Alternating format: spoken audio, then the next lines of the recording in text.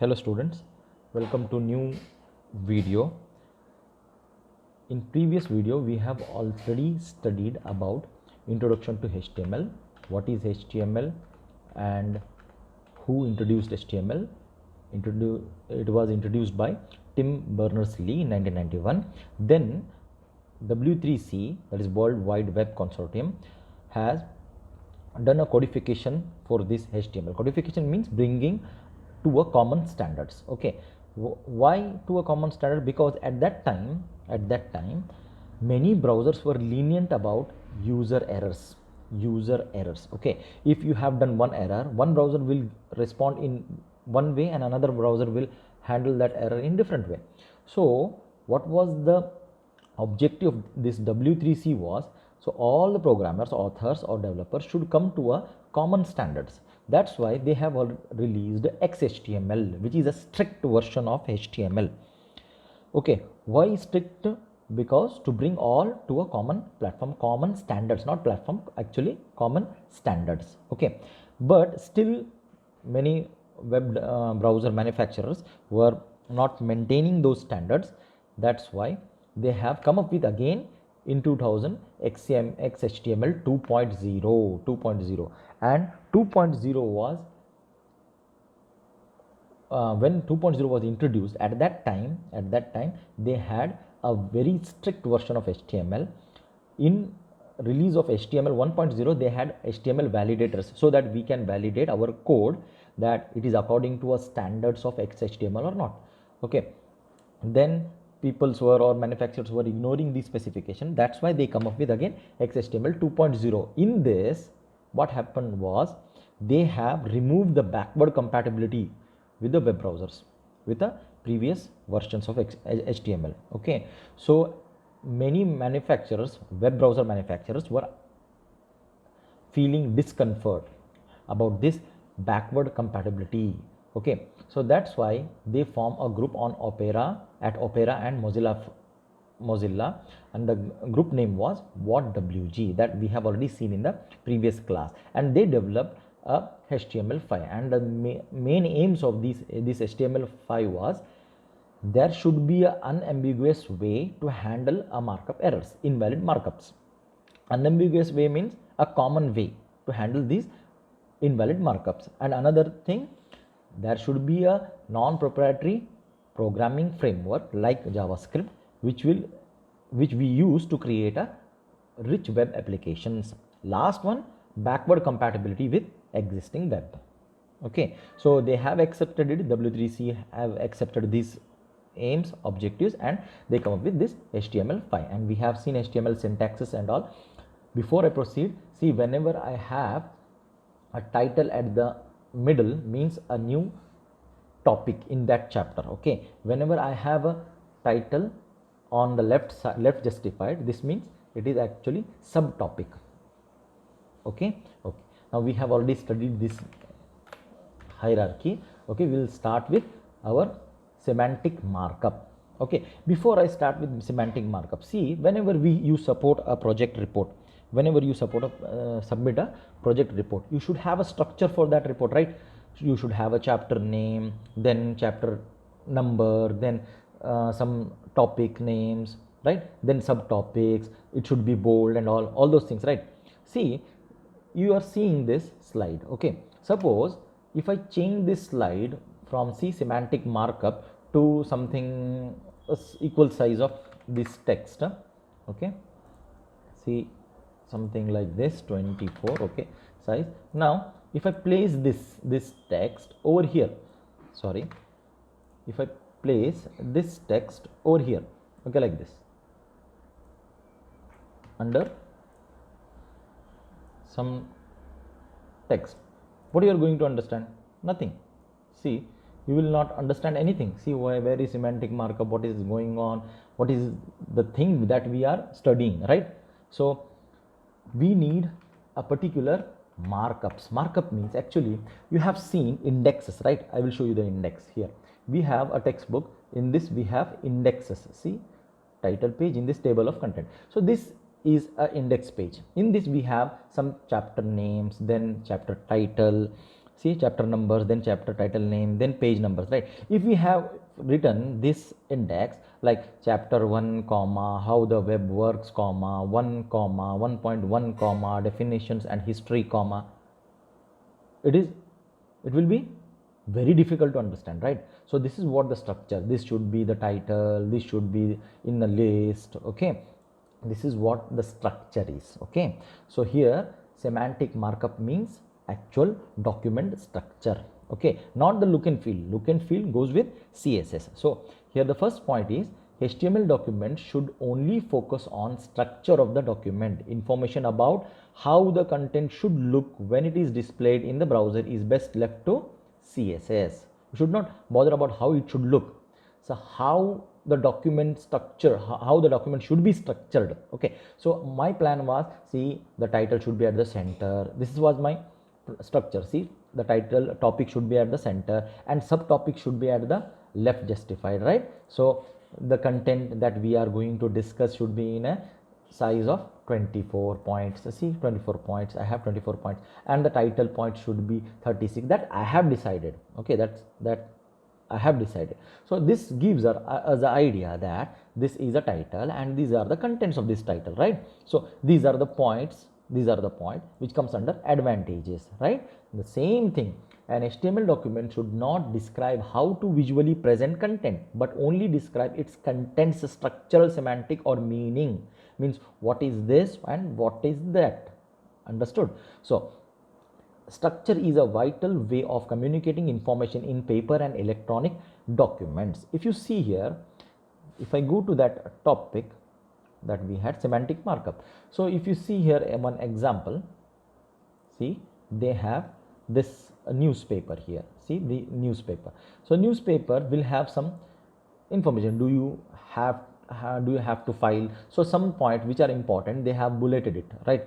No, so the title subtopics is in the form of a big font size and bold one. Then the chapter or the article name is on the top and it is, the size is big enough, right? So the size is big enough and it is left justified, okay? These things you should have. See, in the textbook also, see the topic name, then paragraphs, then summary, right? Summary and all. Then here in index you should have list view, right?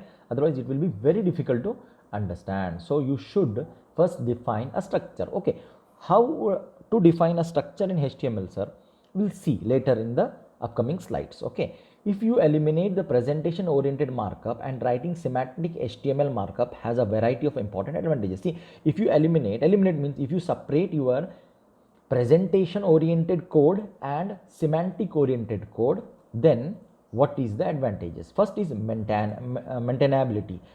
This means you can easily upgrade your markups, your page very easily. No need to change every look and feel. See, if you don't have a look and feel, just the structure, at that time you can just update your page very easily. And if you don't have a complex look and feel, it will be very faster to load in the browser. If it is very simple, just a text and some small images and all and some structured data, at that time it is very faster to load. If you have effects, if you have colorful text and all, at that time it will be slower compared to a simple HTML page, okay? Then accessibility means what? Everyone cannot read a web page. See, sir, what you are telling, everyone cannot read a web page means what? See, there are some people who are blind, so there are softwares which recognizes the text and it will play a audio. So if it is very simple, structured in a simple manner, then it is accessible to all persons, right? Then search engine optimization. So actually the Google that you are using, it is actually a search engine, right? So it is searching your documents, your web pages, and bringing the results to their page, and you want your page should be searched, right? So common platform, everybody will search from Bing or search through Bing or google.com, right? So your page, the crawlers should search the topic under your page and it should respond back to the Google, right? So that is the fourth advantage. If you have a simple HTML page, at that time the search engines will fastly retrieve the data from your page and bring it to its results page. Okay, so we'll see what are the tags which are important for structure of an HTML document. So here we will see one simple HTML document. See, this is the simple HTML document. If I just execute this code, see, I am using Visual Studio Code. Okay, so I have already created a practice folder on my desktop. See, on my desktop I have already created this practice folder here. Okay, you can see here practice folder. In this I have just one image. So what I'm using Visual Code so to create HTML file. So I will create here new file. Okay, see, new file. So let it be prac.html. Okay, prac.html.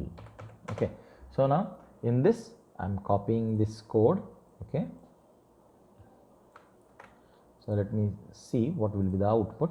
So it is very simple page. Okay, so see here it is very simple document. So here if I run this code, in the browser, what will get? See, this is my root folder. In this I have prac.html. So if you run this code, you will see that this is a simple document with not much content. Okay, let us discuss this code actually. See, here doc type we will study in next slide. Okay, so here the important structure element of HTML document is title. So a very small document, you will not see this very small document anywhere in the output, but you will see this a very small document on the tab name, right? Even though if you just hover over your this window, you will see a very small document pop up here, right? So this is very important. Actually title is very important for many reasons. The reasons are the title element is used for provide a broad description of the content.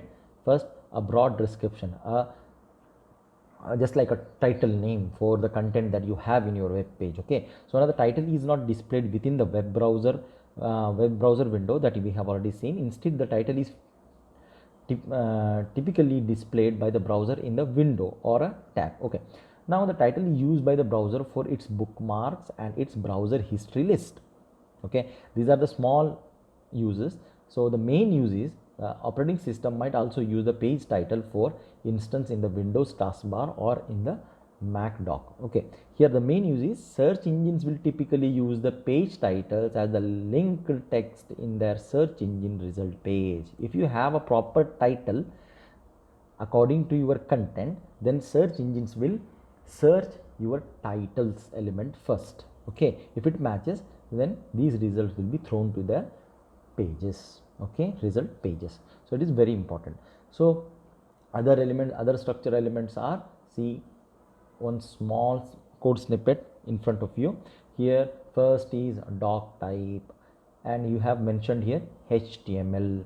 HTML means actually doc type is actually document type definition, DTD, document type definition. What type of document you are addressing? So you are telling the browser that we are using HTML document. Okay, so this is what the first type is. So here actually it is much simpler in HTML5. If you are using XHTML and XHTML 2.0 versions, at that time the doc type is bit complicated. Okay, bit complex. So here you can see the doc type in XHTML.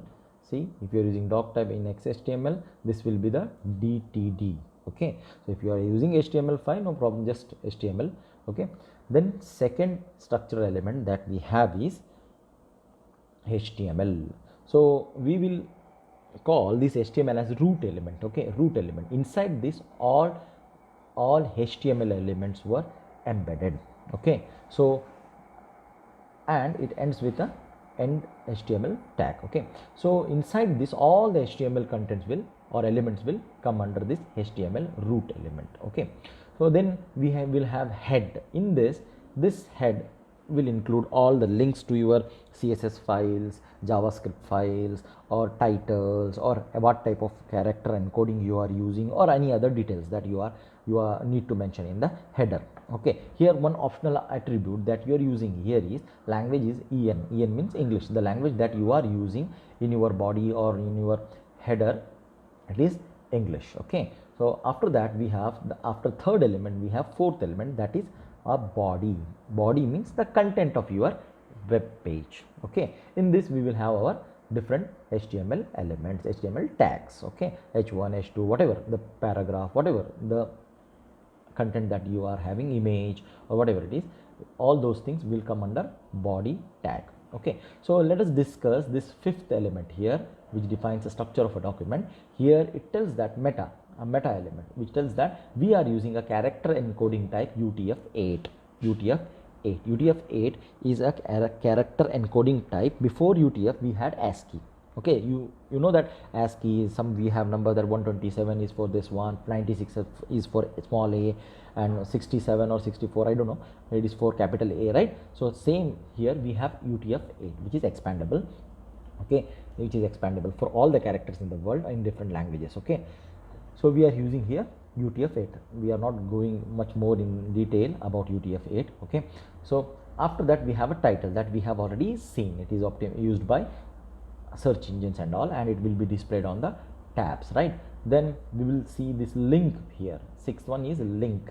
Link is to link your CSS files, where the first attribute always it should be style sheet, and second attribute will be the path name where your CSS file is. Okay, and seventh one, script. If you have any other JavaScript, it is not necessary that all the time you should have link and script elements. If you don't have any CSS file, you should eliminate this. If you don't have any JavaScript file, you should eliminate this. Okay, so if you have a JavaScript file, at that time you are using script tag. Okay, script element. Actually here the first attribute is src, where your file is. Okay, where your JavaScript file is, and it ends with a script, end script tag. Okay, so then in the body, after all the information that you have mentioned in the head, you should close the head. Then in the body, your content. See, while you are linking to, one important notice that you have to observe here, that while you are linking to external files, and if you are embedding these files in your code, see, there are two ways. See, you can link a CSS file which is present in your folder somewhere in your system, or you can write that CSS directly into your HTML file. Okay, HTML file. See, it will be faster. Which one? Not an external file, a code which is written under a HTML. It will be faster while retrieving on the web page compared to a file which is created differently for CSS purpose. Okay, see, each reference to an external file in HTML document, whether it be an image, external style sheet, or JavaScript file, generates an additional HTTP request, resulting in slower load times, degrading the performance. Okay, more files you have in your HTML document, it will take more time to load. Okay, so be careful while you are writing your code. Okay, we'll see some other elements now. Quick tour for HTML elements. Now we have seen structural elements here: head, HTML, doc type, meta characters, titles, link sets, links, then scripts and all, body and all. Now in this slide we are going to study HTML elements, and those are, firstly we'll see here h1. This is heading 1. So there are 6 variants in that: heading 1 to heading 6, h1 to h6, and in look they are bigger. h1 to h6, it is in decreasing order. Okay, so h1 will be the biggest one and the h6 will be the smallest one in font size. Okay, and h2 is another, see, another title heading here. So they are of different sizes. I have told you already that there are 6 variants here. Now after that, this that you are seeing here, it is a paragraph P. Okay, paragraph P, photo by Randy Connolly. Here what it is, actually P is a container. P is a container. It can contain any other HTML elements too. See here in the first line, in this third line, this P is having just a text. Then in the fourth line, the P has a text plus a anchor tag for a link. Then it has some other data. Then it has another HTML element, and here A is anchor tag to create links. Here we have different types of links that we are going to study here. Okay, we'll see. in the later part. So different types of links, so it will redirect to new page or some location in a within a page. Okay, we'll see. So now strong is for this text, the Canon EOS 330D should be strong, bold. Okay, it will be bold. We have B tag also for bold, but this one is for highlighting. Okay, then this paragraph ends. So here 1 2 3 4 we have discussed, and the fifth one is image tag. Here if you want to include any image, here you can use image tags. Okay, you can use image tags. Here src is equal to, here two attributes they have mentioned, those are src images. Here in src you have images centralpark.jpg. This is confusing, right? Actually there is a images folder, in that we have centralpark.jpg. okay, this image you need to load onto the screen. Okay, if this image, because of any reason this image was not loaded at that time, the alternate text will be displayed, that is central park. And it is also helpful for blind persons who are just listening to the web page. Okay, at that time it is just reading the page, and it will read all these paragraph, and when it comes to image it will read central park. Okay, because blind persons cannot see images, right? So we have seen a header 3 already. I have already explained you what is h1 to h6, right? Then we have sixth element, that is a div. Div is also a container which will contain other HTML elements. Okay, so in this section, division, actually it's a group of related elements. Div tag is actually a group of related elements where we are having different HTML tags inside this div. So for example, we are having here P, two paragraphs. Okay, in this P we are having, see, time inline tag, time. So this is what a time means, actually to represent a date and time, to represent date and time. Okay, so then this div ends, another division opens. In this again P, then in the time, then we have another information, blah blah blah, then we have another paragraph. Then you will see that small tag here. Small tag means this copyright and ampersand copy 2015 share your travels should be in small, not in regular size. It should be in small size. See, ampersand copy is for copyright symbol, C within a circle, you might have seen, right? So this is for copyright symbol. Okay, let me run this code for you in Visual Studio. Okay, then you will understand. So we'll see here this code I have here. So let me copy first.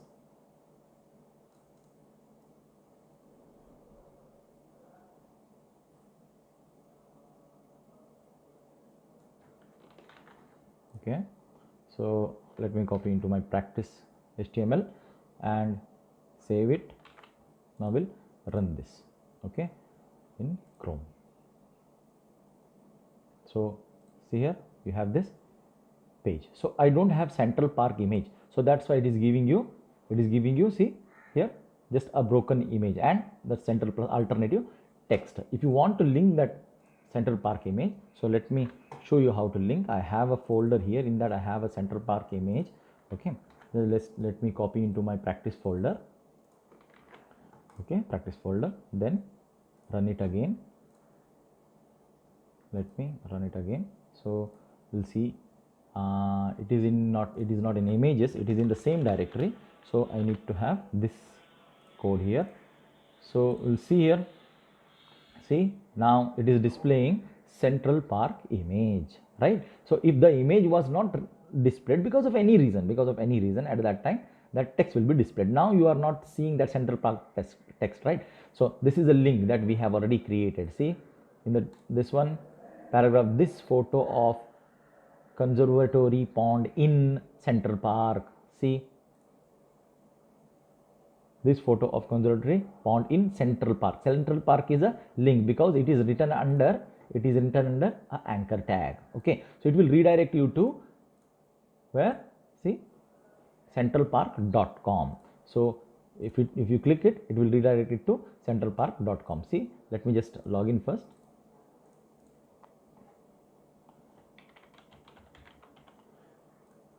So it will redirect to centralpark.com. If you have internet connection, it will directly redirect to centralpark.com. Okay, so let it be. It is not loading. So we'll see the next slide. Okay, this is the next slide. In this slide, up to 9 HTML elements we have seen. There are lots of HTML elements. Okay, then after that we have links. You can use an anchor element. See the anchor element that you have seen here, a anchor element, to create a wide range of links. These include link to an external site or an individual resource such as images, movies on external site. Okay, links to other pages or resources within a current site. Other pages, your one website will have many pages, right? So link to the different pages of the same website, or link to the other website, or link to the places within current page. Within a current page, if you want to go to top, bottom, okay, like this. Link to a particular location on another page, a particular location, a particular file you want to now, but on the same site. Links that are instruction to browser to start user email program. If you want to email someone and there is an email ID on the web page, if you click on the email ID, the email program starts running. The email application will start running. Link that are instruction to the browser to execute JavaScript functions. If you want to execute a JavaScript function, then those links also you can provide. Then links that are instruction to the mobile browser to make phone call. Okay, you have seen the just dial and all. If you click on a number, it will redirect you to a phone call, right? So phone call. Okay, now let's go to next slide, and those are links. See, links here, first one, linked to an external site. So let me the Central Park run this program again. I will show you here if internet allows us. See Central Park, we'll go to centralpark.com.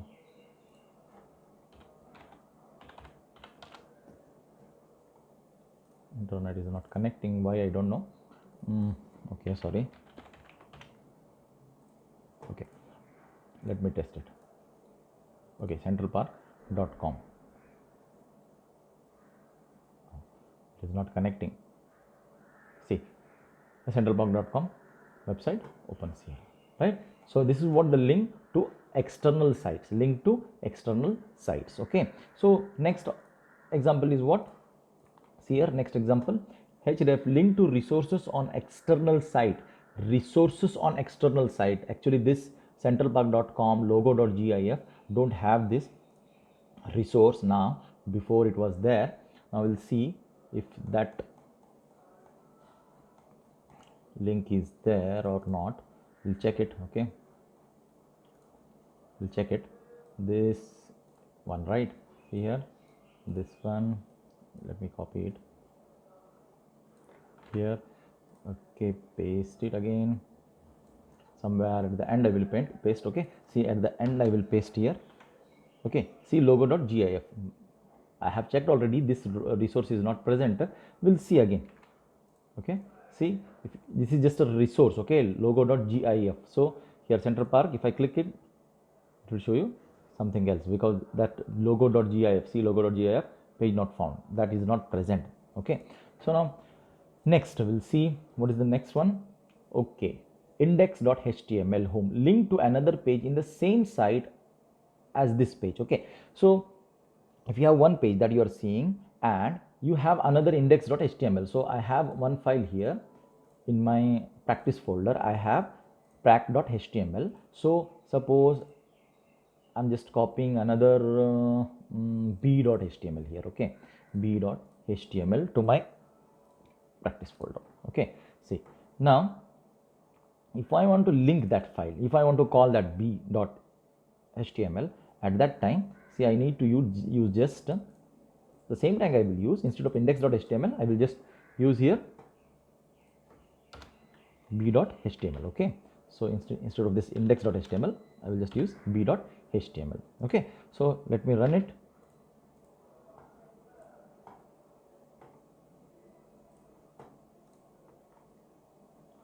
We refresh it here.